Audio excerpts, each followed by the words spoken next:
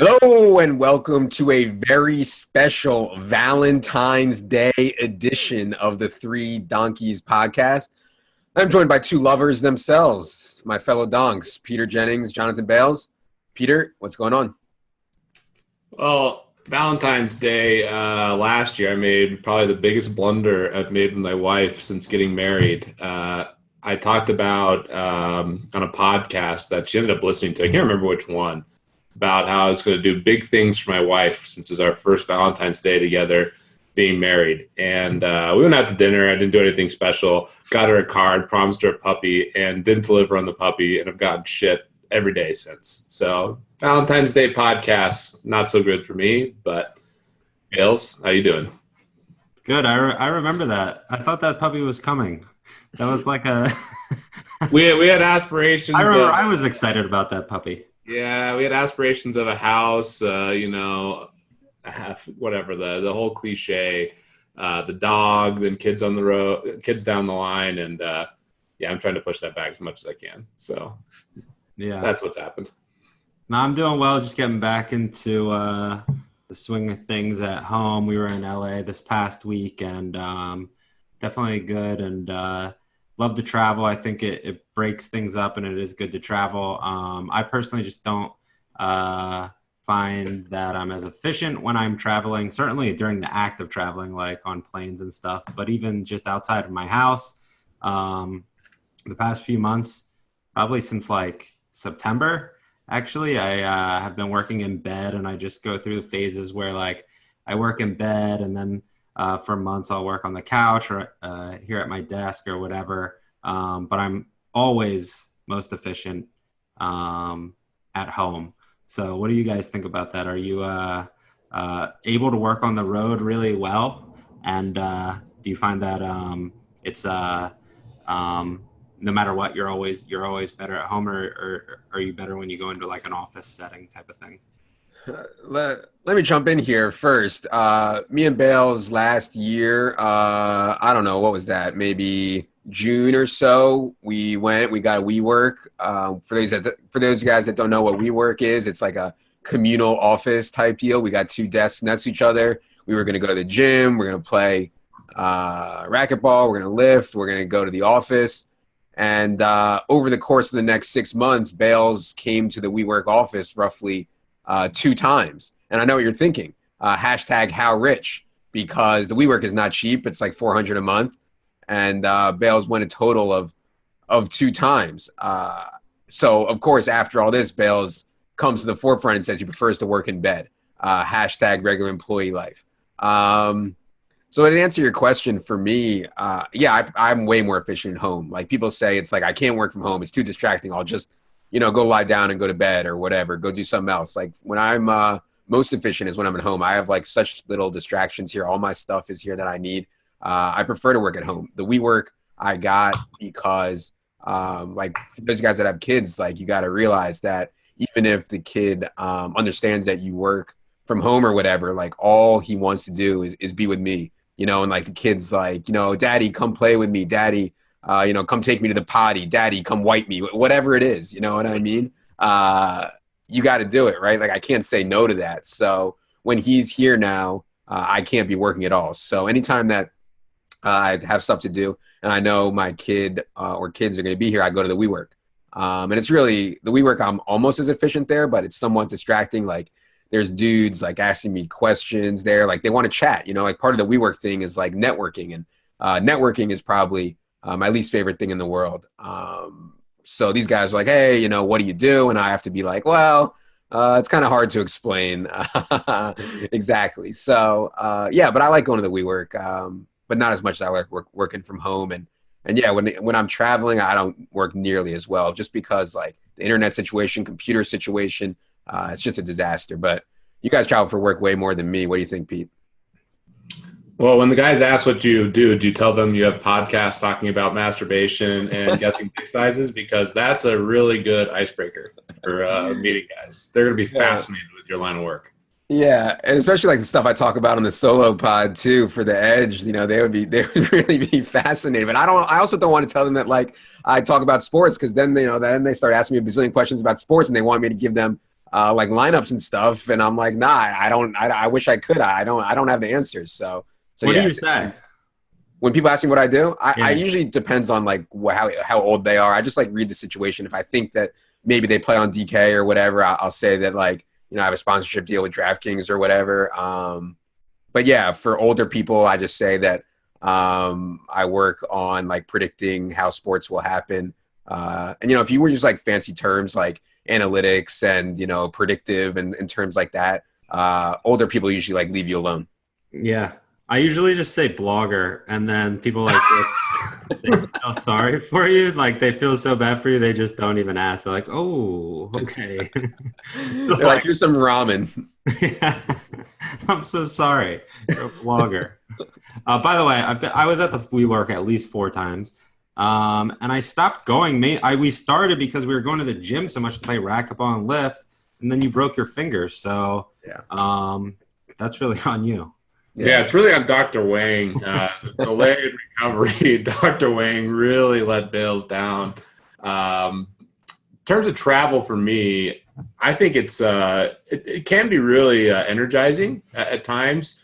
Certain trips, you see good people. It's always good to see my friends and coworkers and whatnot. But yeah, I think that sometimes, obviously, when you're traveling a ton, like if you have a bunch of trips back to back to back, like the travel itself can really wear you down. Like just going through airports, being on the plane, waiting, being uncomfortable on the plane. That's probably my most inefficient time. Sometimes, like not rarely, but I'd say maybe like 1 out of 4 flights, I'll have great Wi-Fi, and it's like the most productive I'll ever be, just because there's literally nothing else you can do but sit on your computer. But sometimes you're just tired, you're next to someone who's invading your personal space or whatever. That's always awkward too. Have you guys ever had that where you're like trying to type on the computer and like the other people are just like invading your arm space? I've had a dude fall asleep on my shoulder. Like I didn't really know what to do. Like I kind of shook a little bit and he woke up and then like he went back to my shoulder. I mean, it's totally absurd. These people are animals. There's nothing that tilts me more than traveling, like the people who stand up first or like the people who invade your personal space. Like there's this one time I was in the middle seat. This one guy was like leaning on the window, but like had to have his right arm taking the other armrest. And my theory is like the middle guy has it the worst, probably should have the armrest. And I try to obviously avoid the middle seat, but that was one of the most tilted times I've been. But yeah, I mean, traveling is definitely something that I think works really well for some people. And for me, like I'm a little less productive on the road versus being at home. But I like being energized by people and being in unique situations. You'll often have more creative thoughts when you're traveling. What do you The think other about? reason I'm not that good on the that is true about the creative thoughts. If you're in a different setting, sometimes it's good. But on planes, I have 2 different laptops. One I pull out is shattered completely. That's the one I'm on. It's my favorite one. Great laptop, but a little embarrassing. And the other one is like the size of like, I don't know. Another laptop would probably break the whatever the tray that comes out in the back. I can't even put it on the tray because I can't open it. It's too big, so I have to put it on my lap. But that's the one I use, so it's like this giant thing. I put it on my lap. So there's a lot of times I don't want to pull that thing out either. So That's why I love my computer, man. I would be so tilted if you pulled that computer out next to me. It's just like coming into the other seats. you actually get like a dual monitor on the plane. So bad. But yeah, Levitan, I mean, with your travel, a lot of it's like for DFS events or whatnot. Like, has there ever been times where you've been more efficient traveling, or is it just kind of always the same for you? Yeah, the big thing for me is I really need to work with 2 screens. Like I love to be writing on one screen and like looking up stuff on the other screen. So I don't have that really when I travel. So it's a total disaster. I don't know. I like have to have 2 screens and that's just like really not practical. So yeah. And also like when I go to these DFS things or when, like the Fantasy Labs trip or what we did or whatever, like I just want to have fun. Like I don't really want to think about work, So that's like would be a big distraction for me too. So yeah, I really try not to have to be working a lot when I travel. The one of the like fun things that we did last summer when I was in Vegas for the World Series, driving to California border to play WNBA, like doing stuff like that when I'm traveling, which is quote unquote work. Like I'm obviously trying to grind WNBA really hard and stuff like that. But at the same time, it was like fun to have. I drove out to the border with one of my friends, plus a friend of the show, Pete Manzanelli. Had a good time. So stuff like that is fun, but actually like writing and researching and stuff like that, I hate it when I'm traveling. Yeah. Mixed bag for me. It doesn't sound like any of us work better traveling. There are people who like literally that's what they live for, is just like getting a house, working, traveling around, working from different environments, which I totally get, but it's a little more inefficient on my end. Yeah.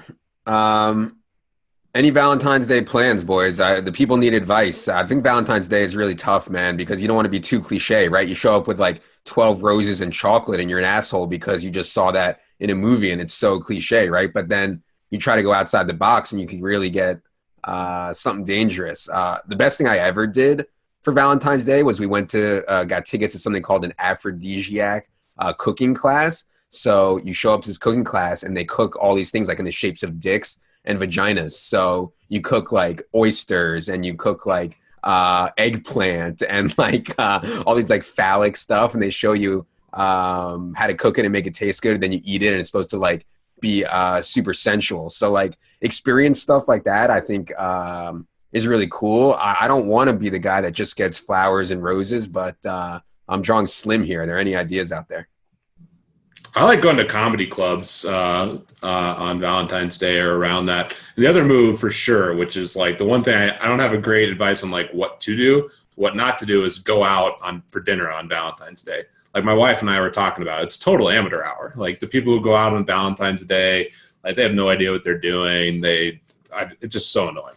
I get tilted every time I'm out at restaurants on Valentine's Day itself. So if we end up going out to like a nice dinner or something like that for Valentine's Day, it definitely won't be on the day itself. But yeah, I think comedy clubs like are a great good date. Like if I would go back and be single, like comedy clubs like break the ice. Nothing seems too serious anymore, and like I don't know, they talk about sex and all this great stuff. Like it's kind of your same game plan over there, Levitan. Well, my whole thing with like dates at comedy club and movies are like you don't talk, right? Like how are you supposed to get to know the person if you're not the one like interacting? You know what I mean?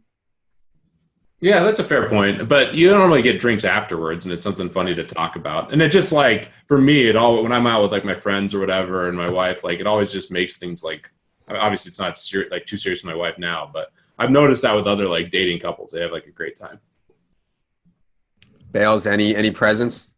I went to my first, it was actually the second date with Jess was we did a variety of things, but one was a comedy club. It wasn't planned. We just like went to one, and that was really good. But we had hung out before for a little bit and then hung out after. And then she also, for Valentine's Day, I already know what she got me because she asked me if I could go. And I fucked up, Peter. You can tell me what you think I should do here. She got me tickets to see Anthony Jeselnik. Do you guys know who that Oh is? my God, he's the best. He's the literal best comic Yeah. ever. Maybe I love him so much. Most people probably Did not like him, but Did you know that Greg Rosenthal, who gave my first job yes, with his roommate?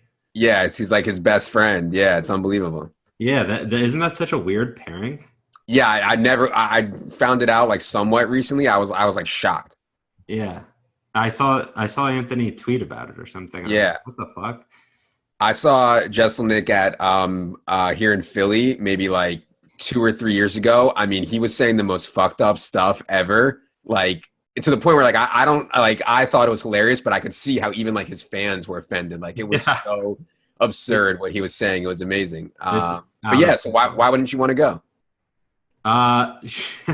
She said, "Can you go on this date?" I was like, "Yeah, I don't have anything to do," and she bought it. Like pretty expensive. It's at Borgata. It's on February 23rd. It's in 11 days, and we're in Boston at Sloan. So as of now, I said just hang on and I'll figure it out. But I don't know exactly what I'm gonna do. I might just I'll go. Nah, you're not going, man. No, I mean, if I can't go, I'll give them to you, dude. I love Jeselnik. Are you guys into comedy a lot? Like, you know, a lot of comedians and stuff. I used to be really into it. I still am, but like really into it. Nah, my one of my best comedy stories is when I was living in New York just for like a little bit. I went to the Comedy Cellar in the Village, and I saw like one of Lisa Lampanelli's like early before Lisa Lampanelli was famous, and she was just like so funny. She called my friend a beefed up Harry Potter, which at the time I thought was like the funniest thing ever because he did kind of look like Harry Potter, but he's all like puffed up. I don't know, man. She was just so funny, and then she went on to become like one of the most famous comics that are out there. So yeah, that was cool. But yeah, Jeselnik was amazing. I saw Jerry Seinfeld live for like so much money, and he was not funny at all. Even though I'm the biggest Jerry Seinfeld of the show fan, I didn't think his actual comedy show was that funny. Maybe because I've become like so sick and perverted, and he does a very clean show, which I guess isn't really my style these days. Wow, a lot of comments. I saw Seinfeld actually on my birthday in 2013 at an underground club in New York. He wasn't even supposed to be there, and he just like went up for like 20 minutes to Was test it Comedy Cellar? No, it wasn't. I actually don't remember. I definitely wasn't there. I can't remember the name of the place, but it was cool. Like there was a bunch of acts, and he just like went up for like 20 minutes just to try some new material. Like some of it was really funny, and some of it was awful, and I thought it was good. But yeah, the other thing that's interesting, I am a pretty big fan. There's a Comedy Works literally like within walking distance of where we live, so that's a really fun activity to go do. It's cool. Like some of these up and coming comedians that like you don't know what their stick's going to be about, end up being the funniest. Like you have a perception of what they might be like, and they're totally different or whatnot, and that can be fun. Definitely not like I don't know comedy super well. But I did see something funny today that a guy who lost his fantasy league had to do a routine at a comedy show. That would be pretty rough. Like I don't know, like you have a good first joke, like how like you're up there. I lost my fantasy league. Like you'll get an initial laugh because of that, but then it's going to be challenging. It's so hard, man. Like I think I would like to do it, and then I think that I try to like start to write like a long joke, and I just have no idea. It's so much harder than it looks. I have a lot of respect for the guys that go up there and do that. It's amazing.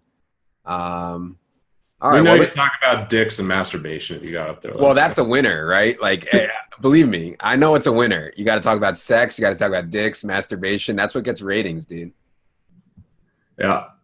All right, well, let me know about those Jesselnick tickets, Bales. That sounds amazing. I can't wait.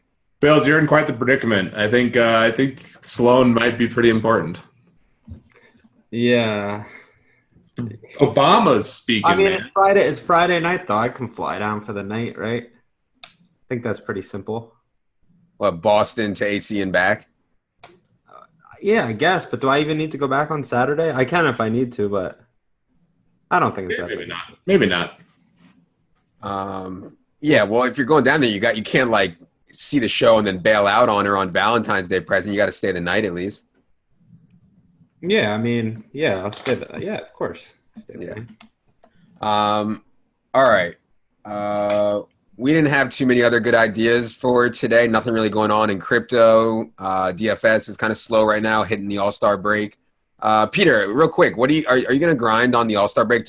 Are you one of these guys that grinds hockey on the NBA All-Star break, or are you going to take it easy? I used to love hockey. I played hockey every day from all of 2014, all of 2015, a little bit of 2016. I've played one day, I think, this year, and I am absolutely not going to grind during the All-Star break. What about you? Nah, I think it's a cool game too if you understand like the lines and like power play pairings and stuff like that. And I'm sure for the hockey grinders that the games are amazing during NBA All-Star break. But no, I'm gonna take it easy for sure. Maybe play a little poker, see what else I can do. But yeah, I don't know. All-Star break's a time where there's not much going on, and I'm sure when we come out of All-Star break, NBA games probably won't be that good, right, Pete? It's definitely the tough time of the year. And speaking of poker, which I guess can transition us straight into Lodden Thinks here. I'm playing poker tonight with Kyle Orton, who's a funny dude, good buddies with one of my good friends, and avid golfer, avid speculator on a variety of different things. I'm going to ask Levitan, how many career passing yards do you think Kyle Orton has? Whoa. So we're playing Lodden Thinks now. Yeah, we're playing. I said we're What transitioning into kind of live. hook are you? You didn't even set it up. I said I transitioned us right into it. Just ask you the question. Bales will set the over/under. All Playing right. poker with him tonight. Let's get right into it. For the listeners out there, we're now going to transition into a game of Lodden Thinks. Peter's going to ask the first question. Peter, I wasn't even prepared. Ask me the question again. Okay. How many career passing yards does Kyle Orton have? And I'm setting the line, I suppose. Yep. I'm setting the line, or Bales is? No, you're just writing down your answer. Okay, hold on. Levitan, we've played this game quite a bit now. Like, All right. it wasn't through this transition, but it's pretty easy to jump into the game. I asked you a question. Relax. All right, I have an answer.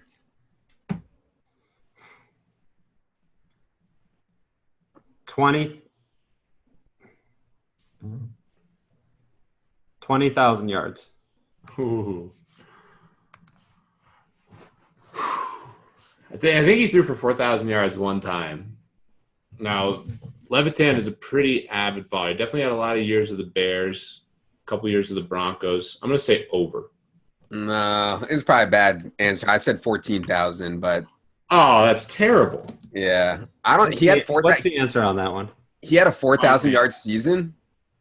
Yeah, he did a couple that were pretty good. 18,037 yards. Yeah, I was somewhat close. Yeah, and he did not have a 4,000 yard year. His best was 3,802. All right, I got a question. Go ahead. This is to me Okay. or whoever. Okay.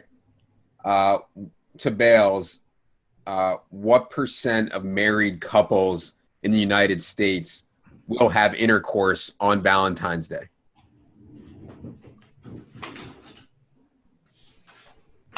Let me repeat the question.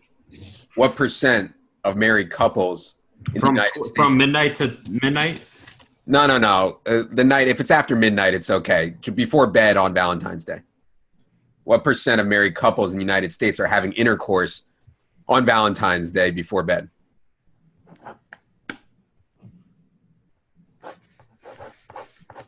All right, so I set the line. I'll set the line. There's a lot of old people out there. I'm going to set the line at 24%. Oh, way over. I feel bad for Peter because it's not way over. I had 25. Oh, yes. Disastrous. I almost nailed it on the head. See, that's one if we played the game the right way. I should have won that one. Oh, my God. I guess you would go right to 25. Yeah. Oh, that sucks. Way over, Levitan. You're nuts. See, if you had to write down your answer, Levitan, Peter would have won that. But what, play who's ever closer? Yeah. That's the most tilting Lodden Thinks I've had. That's the line 1%. I was thinking about there's all the old people, and people just don't fuck as much as you think of it. Yeah. But on if you never fuck, you're one time you're actually gonna fuck is Valentine's Day. I think married couples also are annoyed going out with all the other newly romantic couples that are just amateurs on Valentine's Day. Yeah, so you stay home when you fuck. I mean, I think yeah. Bales and I are on the same page here clearly, but somehow I lost. All right, Bales. I probably would have guessed a little higher, but we had the same thought. All right. I almost guessed exactly 25%, then I just went a little less. I'm such an idiot. All right, I got one. If Levitan had to pick a favorite number between 800 and 1,000, what would he pick as his favorite number? Who's answering this, Peter? Oh. No, this is a weird one because you have to guess over under 800. 800 to 1,000. Levitan, you write down your number. And Peter, I set the line. Yeah. All right. My favorite number between 800 and 1,000. Yeah. I feel this is awful because I feel like there's an answer and Can you set the over under, Bales? Can we deviate away from our normal thing? And I can guess over or under? I'll play rock, paper, scissors for it. Something fair. Fine. Okay. One throw. Best of 11? No, one throw. One throw Best only. of 3. I don't do one throw. All right, Levitan can commentate. That's fine. All right. We have two competitors here. 1, 2, 3, shoot.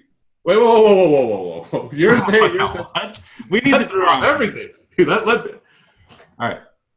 Rock, paper, scissors, shoot. That's a win for you. I threw What scissors. did you even have? Sorry. Okay. All right. Rock, paper, scissors, shoot. Okay, 1-1. That looked delayed on my end. Whoa, you're the Captain Delay himself. The pot calling the kettle black. In delay. I was throwing paper the whole time, buddy. It was clearly a hand the whole way. Rock, paper, scissors, shoot. Oh, fuck. Yeah. All right. Something fair. There we go. Yeah, I have a number. I just want to go on the record saying this is the stupidest question in the history of Lodden Thinks, but I do have a number. Setting the line, like, I feel like you're gonna say $9.99 Levitan, and it's just gonna tilt the shit out of me because I can't set a good line on that. If I set it at $9.99, just a dumb answer. Sure, I'll set 900. Just let you go. 900? Yeah. I'll go under on 900. I said 944 for the over. What do you like about that number? When I'm in high school, my number in basketball was number 4. So I don't know, man. I don't have a favorite number. What am I, like 3 years That was the dumbest question. We've never actually written down questions before. Bales comes up with that one. Like, come on. I wanted to see if you'd guess something other than 900. Okay. Because I thought most answers might be in the 8s for some reason. I thought there might be a good reason to say like 890. You thought most of them would be the 8s. That's bizarre. We played rock, paper, scissors. We just hit a new rock bottom on the 3 donkeys. That was our donkiest moment on the whole podcast. All right, whose turn is it to ask questions? Okay, I'll ask Bales this question since he actually knows, or he might have an idea. And Levitan, you can set the line. How much are the most expensive sneakers in U.S. dollars that are not like memorabilia or signed or whatever? Just like how much do the most expensive sneakers cost? Well, hold on. Remember, take out my memorabilia line. Like they can still be collectible. They just can't be like signed Jordans from but are they the most that were offered by the retailer or most resale? Most resale. There's a huge market for resale. Yeah, highest pair of sneakers resale. I don't know. I have no idea what this is, but All right. Tell me when you have an answer, Bells. I do. There's a lot of sick fucks out there with sneakers, man. People line up like near my house. Like there's a sneaker store. They line up like around the block. They like camp out to get sneakers. I think it's a lot. I'm going to say 115K. 100,000 was what I was thinking. I'm going to say over because I think Bales knows about some crazy collectible shoe that's worth like an insane amount. And you guys might be right, but Peter, you got fucked again. It was 100K, I wrote. Oh my God.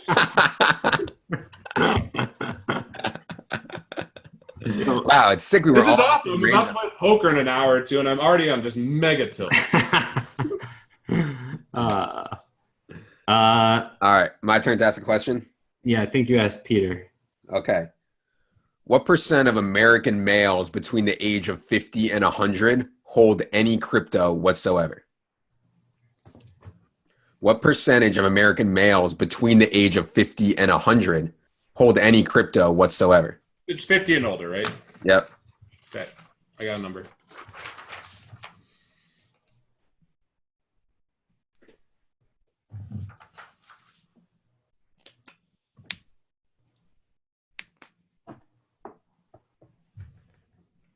All right.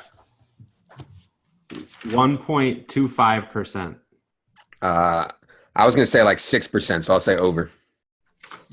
4%.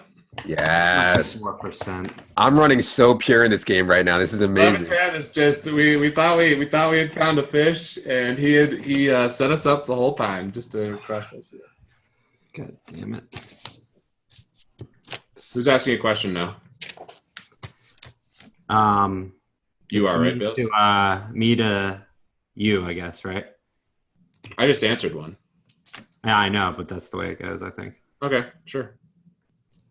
How many licks does it actually take to get to the center of a Tootsie Roll Tootsie Pop? Okay. What, like single licks, no sucking?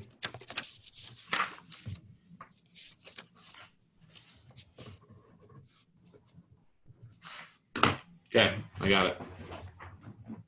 All right. I'm going to set the line at 850. Over. Oh wow, I must be way off on this. I said 182. Yeah. 180? Is that another 5,000 stars? Apparently. No. There'll never be another 5,000 stars. The equivalent with that guess would have been like 150 trillion licks. Oh my god, I'm just getting crushed. Yeah, Levitan has got he used to hate this game. Now he's got an ATM machine. Oh my God, this is amazing. Okay. All right, I'm going to ask Bales this question, and Levitan, you can set the line. How tall in feet and inches is the tallest giraffe in the world? Wow.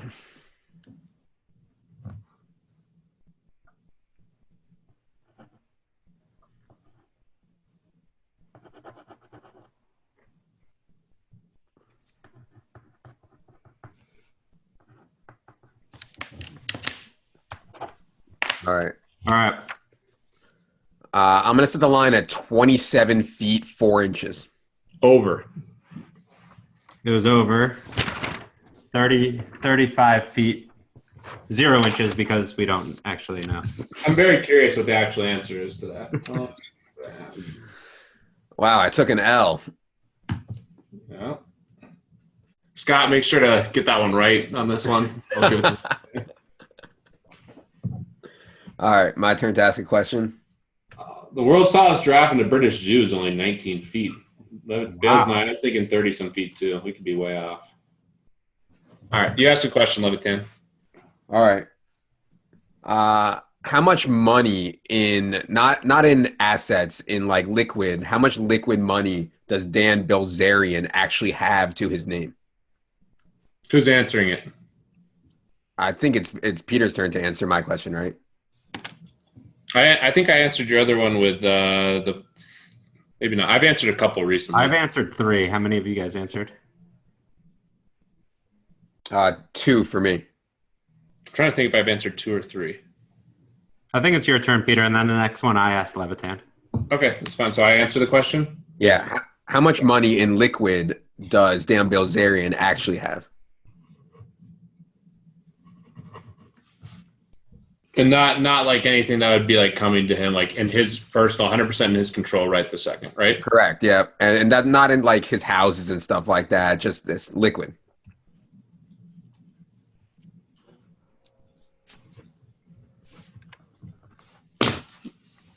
I'm gonna say 20 million.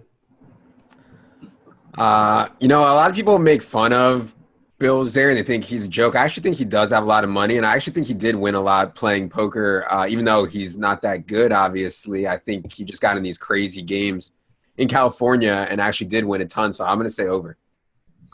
Probably right, but the liquid part made it tough for me. I think he definitely has a much higher net worth than this, but liquid I put 9.4 million. Oh, I'm running I cold. mean, Higher than that? I agree. Buying a lot of stuff. Like he buys all these crazy guns and like. I know, but that's just a sign that he does have a lot of money. He could be an idiot with it, but like he's really he's probably buying a lot of assets. It seems like to me. I don't know. I could be way off on that. And like the other thing that we didn't clarify is like the stock market counts as liquid. Yeah, that's liquid to me. Yeah, I consider that liquid too. He could also. There's also a decent chance that he got into crypto too. Yeah, that's probably I probably underestimated that by a lot. I was thinking that his net worth might be like something like 40-50 million, but he probably only has like 20% liquid. I could be way off on that though. Yeah, I actually think his net worth is probably more, but all right. I'm running back. Asking who? Levitan? I've only answered 2 questions. All right. Yeah. What's the speed of light? Oh God. Measured in what? Whatever you want to measure it in, we'll convert it. I don't even know what the speed of light is measured in. You write down whatever you want, and I'll calculate it. I don't even... I want to see if you say like 85 miles per hour. Oh God, Bales just tries to come up with questions that make us look like idiots. That's that's literally his motivation for every question. Ask a very challenging question to see how stupid we look. We gotta start thinking about that more, Levitan. We ask like logical questions. Oh yeah, what an amazingly difficult question to answer your favorite number. It's just stupid. Levitan, when are you gonna get a new hat, by the way? For those watching the podcast. That has little cobwebs on it now. I've never seen more lint on a hat in my entire life. Like you're bending down to write, there's like one that's got to be like at least 1.5 inches long. I can't keep it clean. I don't know what the issue is. Dude, there's a huge white piece of dirt on it. Dude, you left it. I don't know how your hat ended up here one time. I forget how. I think I had it in my backpack when we went to Barcade or something.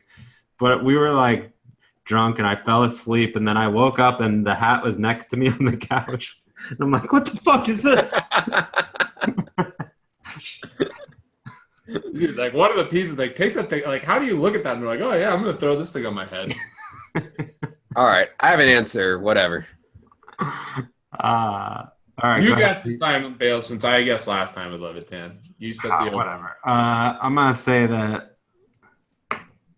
I don't see. Now I have to guess how you measured it.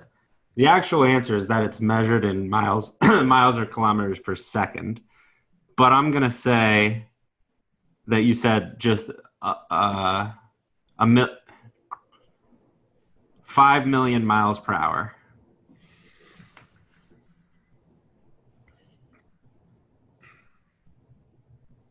Man, I was thinking about it in millions or miles per second because that's I've heard this before. But Levitan, what's he thinking about? It's a big difference between seconds and hours. 3,600 to be.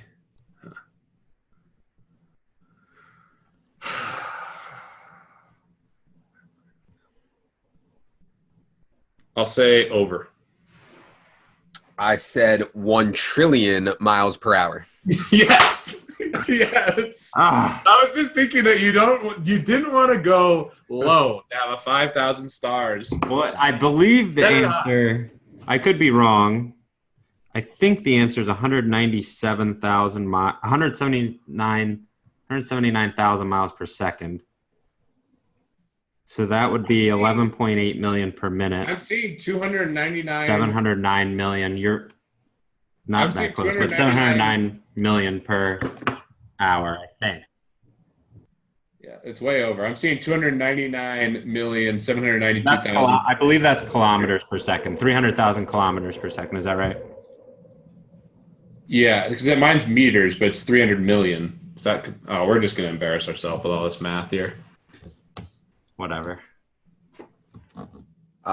Is it my turn to ask? No, I think it's my turn to ask, right? Yeah. Okay. All right. How many people in the world, or who am I asking it to? I mean, I just answered, so. I think it's... Yeah. To Bales? Okay. How many people in the world's main source of income is in the porn industry? How many total? Total, yeah.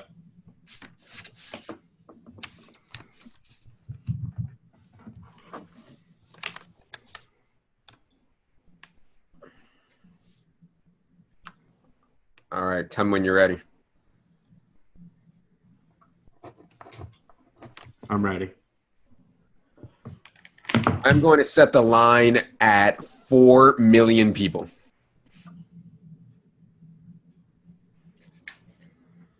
Under.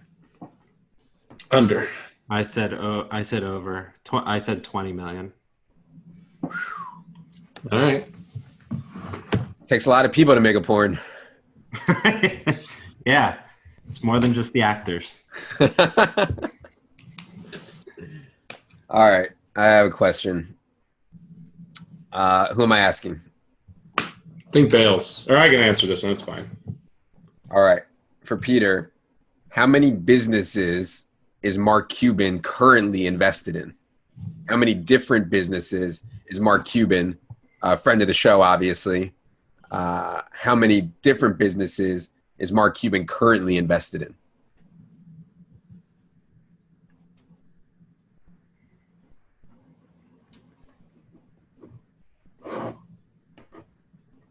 And what about companies that went bankrupt that are just, they're done?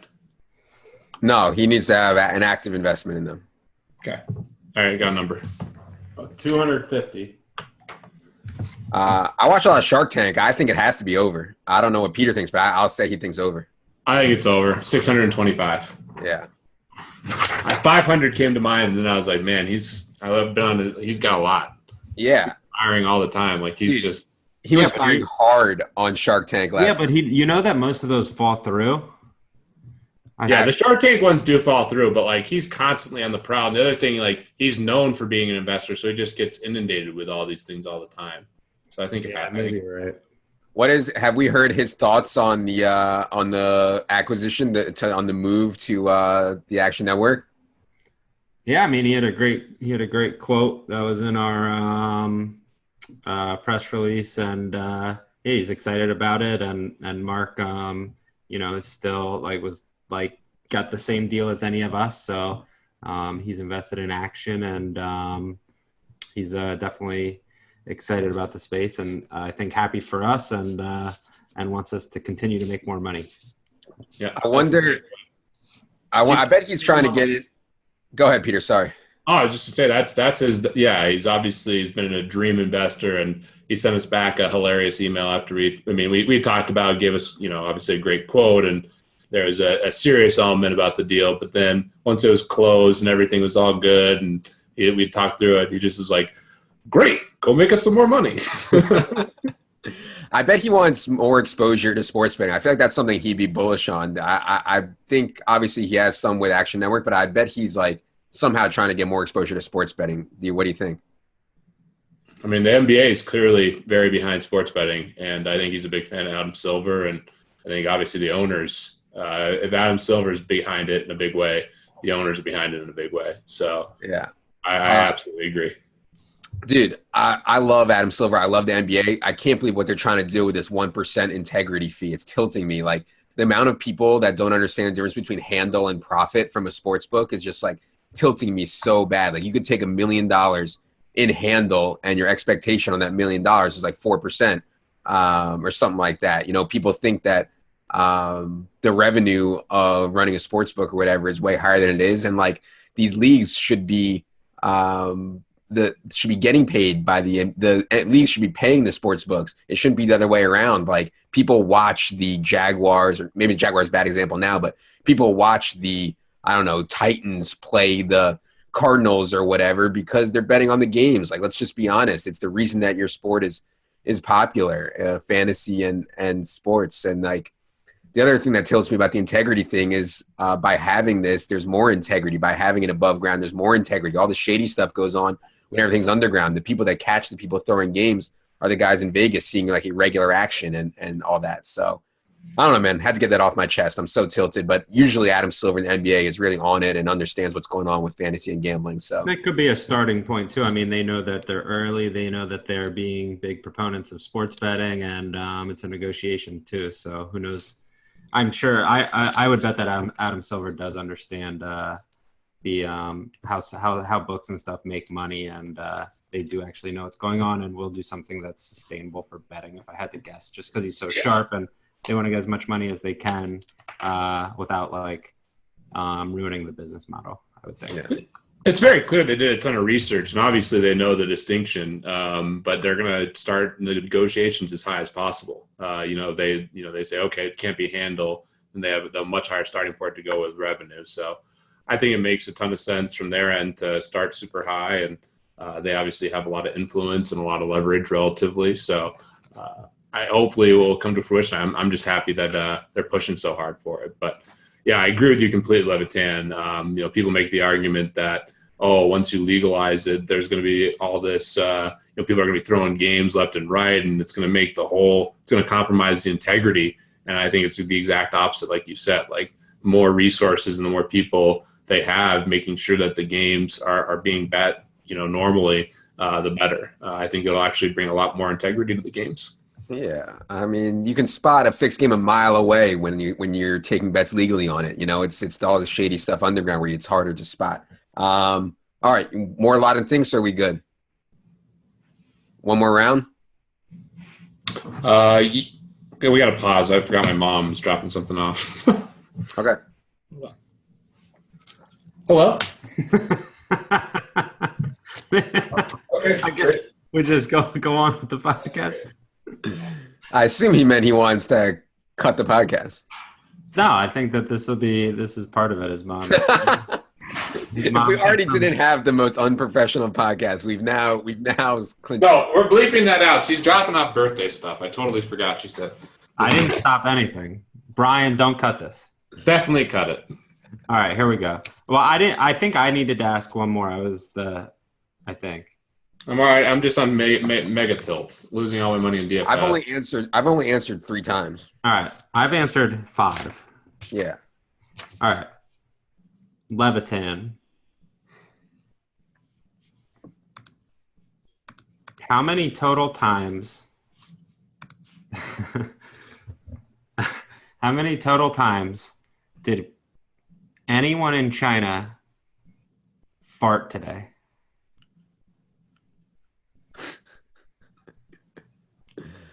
Okay. The most? No. Everyone's farts combined. Okay. So I set the line? Oh, God. Hold on. Oh, and he's asking me, right? Yeah, I got to write it down. Okay, I have an answer. Okay, I'll set the line at 15 billion. There's my mom. Damn. I'll say over. Yeah. I said 700 billion. 700.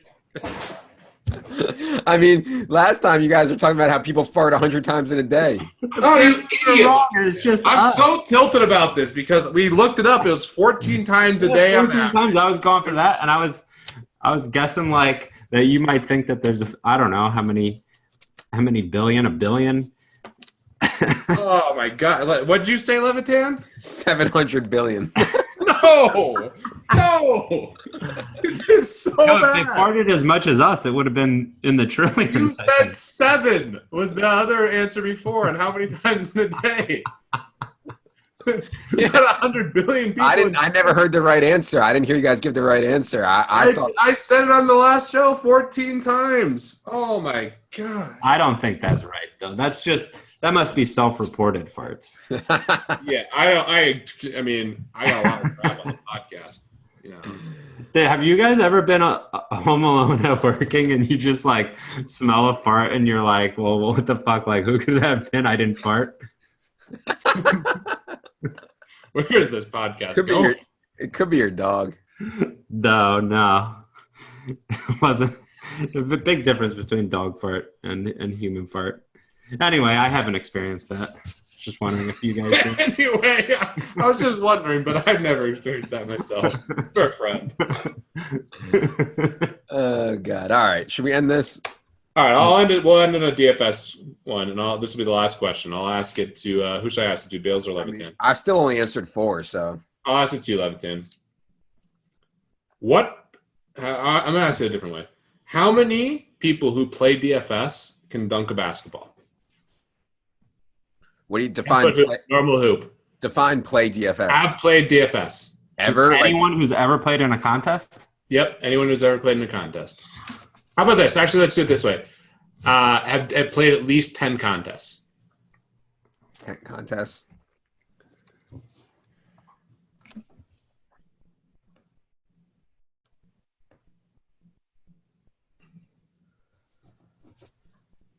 All right, I have an answer. 20,000.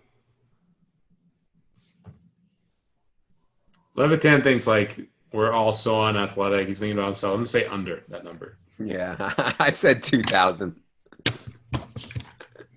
20. I liked your guess though, Bale. That's kind of how I was thinking about it. Over. There's been at least a few million that have done that. I think. That's how I was thinking about it too. You must have 1% of 2 million would be 20,000. 20K. Yeah. And I thought 1% of people might be able to dunk, but that could be aggressive. I don't know. I was thinking like 3 or 4 million have done it, and it's like 0.5%. Even so, yeah, that's what I was thinking. Something like that. Yeah, that was probably a bad guess. Plus, people who play are like probably more inclined to be somewhat into sports, like you know, and may have played. And they're mostly male too, so yeah.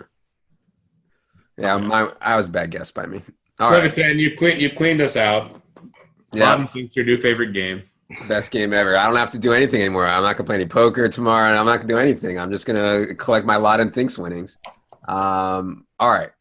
That's going to do it for another very organized, very professional episode of the Three Donkeys podcast, a very special Valentine's Day edition. I hope you all have a very, very lovely Valentine's Day, and we will be back next week. For Jerry and Peter and Bales, I am Adam. Good luck, everybody.